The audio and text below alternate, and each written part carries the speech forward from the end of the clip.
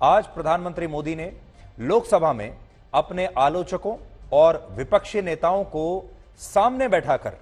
करारा जवाब दिया और उनका यह भाषण उतना ही शानदार और दमदार था जितना पठान फिल्म की बॉक्स ऑफिस पर सफलता है। और सबसे बड़ी बात यह है कि जिस तरह शाहरुख खान ने पठान फिल्म के जरिए बॉयकॉट करने वालों को करारा जवाब दिया, ठीक उसी तरह आज प्रधानमंत्री मोदी ने भी विपक्ष के बॉयकॉट गैंग को चुन चुन कर हर मुद्दे पर जवाब दिया और विपक्ष के बेशरम रंग को एक्सपोज कर दिया।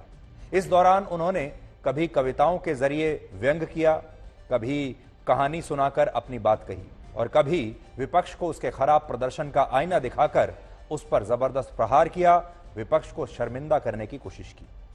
इसीलिए आज हम इस भाषण के महत्वपूर्ण अंश आपको दिखाएंगे, लेकिन उससे पहले आपको इसका पूरा सार मैं बताना चाहता हूं। अपने अंदाज में मैं आपके सामने इस भाषण का एक विश्लेषण करता हूं, इससे पहले कि आप भाषण के जो महत्वपूर्ण और दिलचस्प अंश हैं वो देखें।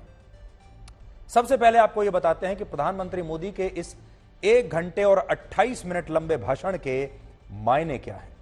सबसे पहली बात तो यह है कि जिन लोगों को उम्मीद थी कि विपक्ष अडानी के मामले पर प्रधानमंत्री मोदी को संसद में जवाब देने के लिए मजबूर कर देगा, उन लोगों को आज बहुत ही निराश होना पड़ा, क्योंकि प्रधानमंत्री मोदी ने अपने भाषण में गौतम अडानी का एक बार भी जिक्र किया ही नहीं। राहुल गांधी को यह लगा था कल कि उन्होंने मोदी को फंसा दिया है, बीजेपी को फंसा दिया है, सरकार को फंसा दिया है और अब तो प्रधानमंत्री मोदी को लोकसभा में आकर अपनी सफाई देनी ही पड़ेगी, लेकिन ऐसा कुछ नहीं हुआ। प्रधानमंत्री मोदी के पूरे भाषण का सार यह था कि विपक्ष उनकी आलोचना कभी नहीं करता, बल्कि विपक्ष उन पर सिर्फ निराधार आरोप लगाता है। इसलिए आलोचना और आरोप में फर्क है। जब आलोचना की जाएगी तो वो जरूर जवाब देंगे, लेकिन जब आरोप लगेंगे तो आरोपों का कोई जवाब नहीं। इसीलिए जिस दिन विपक्ष सही मायनों में उनकी आलोचना करेगा, कंस्ट्रक्टिव क्रिटिसिज्म करेगा, वो उसका जवाब जरूर देंगे। लेकिन जब झूठे आरोप लगाए जाएंगे जिनका कोई आधार ही नहीं है, तो फिर उनका जवाब देने की क्या जरूरत। पिछले 9 वर्षों में आपने देखा होगा, अब तक ऐसा कभी नहीं हुआ है कि विपक्ष ने उनकी आलोचना की हो और विपक्ष ने कभी भी होमवर्क करके उनकी मजबूत आलोचना की ही नहीं है, बल्कि विपक्ष ने पिछले 9 वर्षों में आलोचना करने की बजाय उन पर सिर्फ आरोप लगाए हैं।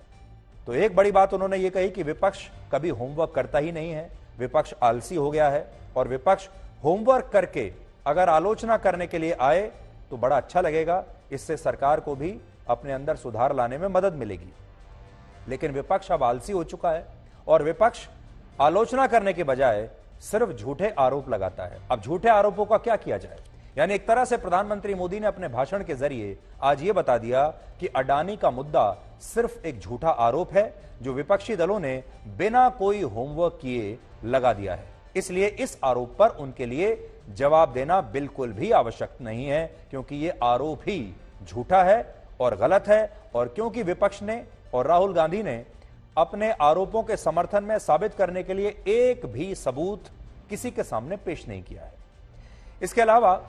प्रधानमंत्री मोदी ने अपने भाषण में राहुल गांधी का भी एक बार भी नाम नहीं लिया, लेकिन राहुल गांधी पर व्यंग करते हुए उन्होंने कहा कि कल लोकसभा में राहुल गांधी के भाषण के बाद उनके समर्थक बहुत उछल रहे थे और उन्हें झूठी दाद दे रहे थे कि बड़ा मजा आ गया, क्या बोले आप। और शायद राहुल गांधी को इस झूठी तारीफ के बाद रात को अच्छी नींद भी आई होगी और वो सुबह देर से उठे होंगे।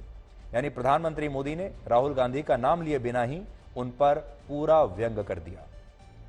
और जब प्रधानमंत्री मोदी ये बात कह रहे थे, एक और दिलचस्प बात यह है, तब राहुल गांधी सदन में नहीं थे, लेकिन जैसे ही उन्होंने राहुल गांधी के बारे में ये बात कही, उसके थोड़ी देर के बाद ही राहुल गांधी लोकसभा में आकर बैठ गए। सबसे बड़ी बात यह है कि इस दौरान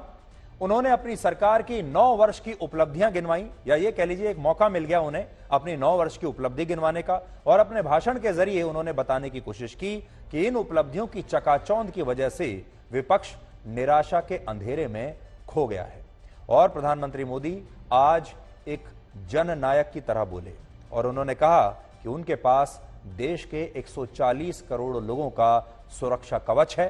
और विपक्ष झूठे आरोप लगाकर उनकी छवि को कभी भी खराब नहीं कर पाएगा, क्योंकि मोदी अखबारों की हेडलाइंस और न्यूज चैनल्स में अपना चेहरा चमकाने से नहीं बने हैं, बल्कि उन्होंने देश के लिए अपने जीवन का एक एक पल खपा दिया है। इसलिए वो आज मोदी हैं।